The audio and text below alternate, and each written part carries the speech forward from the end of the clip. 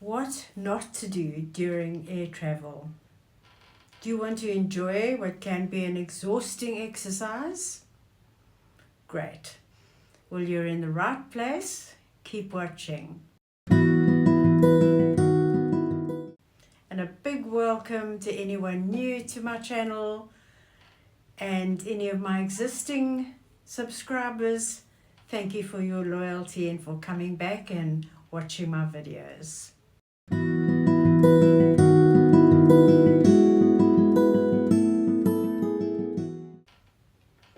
As most of you know, I've just returned from visiting my family in the UK.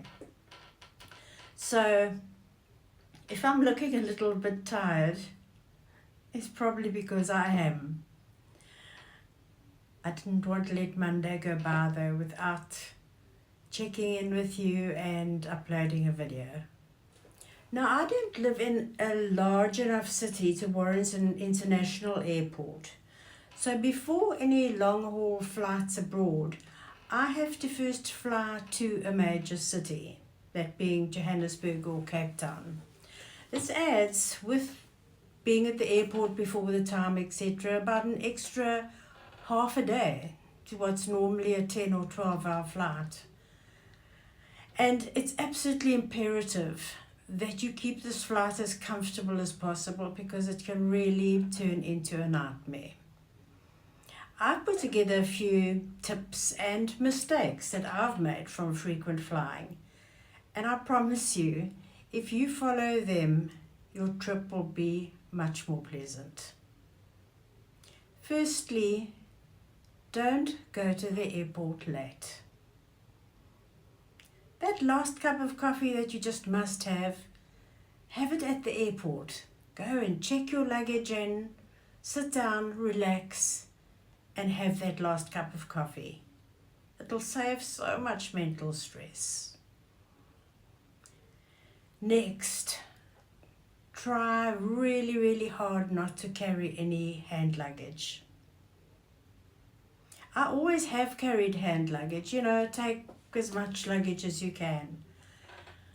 It's made such a difference this last time not carrying any hand luggage, not fighting for overhead locker space, not fighting to get onto the plane as quickly as possible to get that best spot above your head, not having a bag at your feet where there's hardly enough space anyway.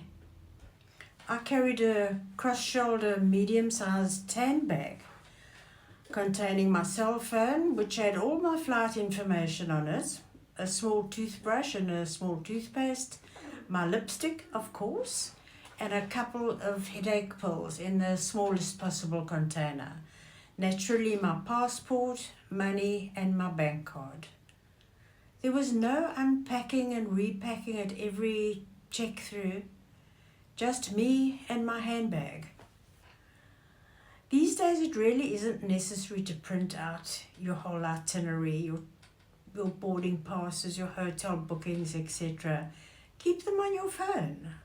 They're all in one place. Or if you really do prefer carrying hard copies of your bookings, they can still be folded into a reasonably flat shoulder bag. Next, don't overpack. I know how tempting it is to take every favorite outfit that you have. But if you're staying in accommodation where you have the facility to do washing, it's just not necessary.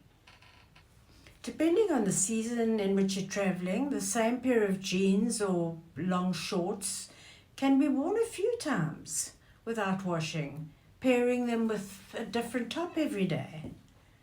I must add, this takes a bit of careful eating and drinking on my part.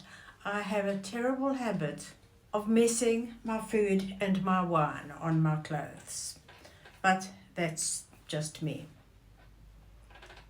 Try to take minimal luggage. If you're going away for 2 weeks, take enough for a week and wash it and wear it fresh the next week.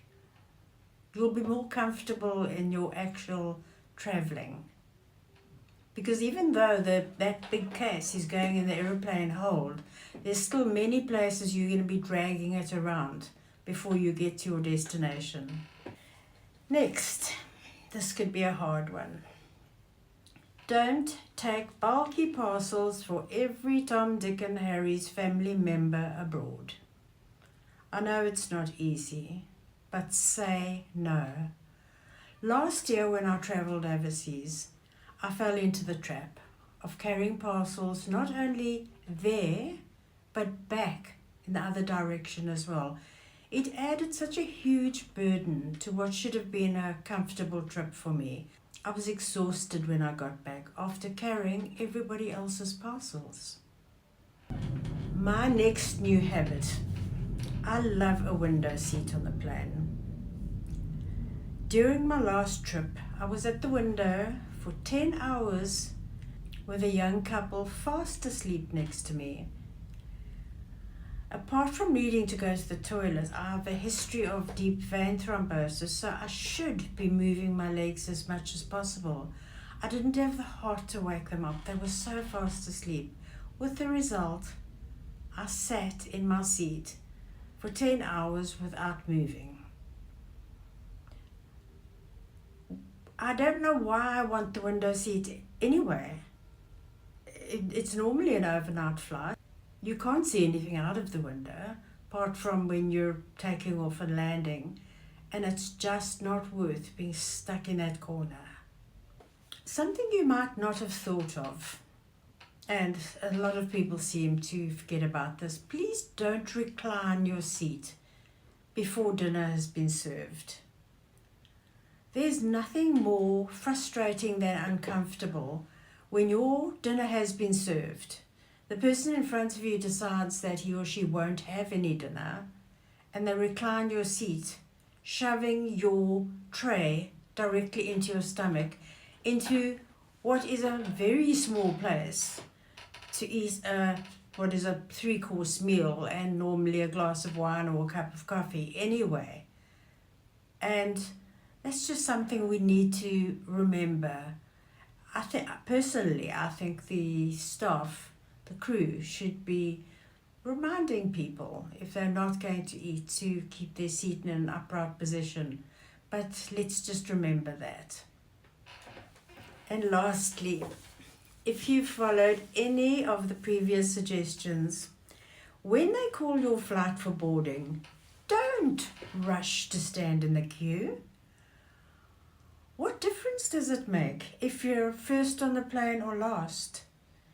You're not flying the plane, your seat is booked, you don't have any luggage for the overhead locker. The same applies to getting off the plane. It comes to a halt, everybody whips off their seatbelt, stands up, necks bent, fighting with each other to get into the overhead lockers, all to end up standing at the carousel together, waiting for their luggage 20 minutes later. I can't help wondering what was achieved by all that. Well, I hope you'll find this helpful. If you're flying long haul for the first time, or if you're a frequent flyer, but you keep making the same mistakes that I've made. Until next time, big hugs to you, take care, and bye for now.